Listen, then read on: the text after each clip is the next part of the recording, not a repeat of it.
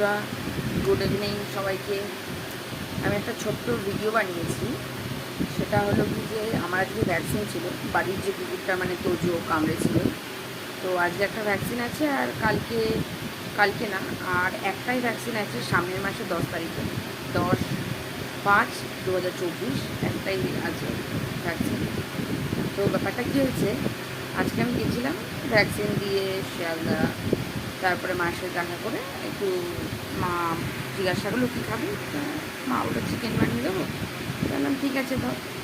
তো চিকেন বানিয়ে দিয়েছে মা। তো চিকেনটা বানিয়ে দিয়েছে, তো বাড়িতে এসেছি, সারাদিন ট্রেনে ছিলাম, ওদিকে হসপিটালে গেছিলাম, সব কাজ মিটিয়ে টুটিয়ে বাড়ি এসেছি।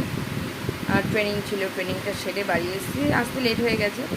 গরম পড়েছেও খুব, তো খারাপ হয়ে যাবে কি, তো গরম করতে বসেছি রান্নাঘরে বসে।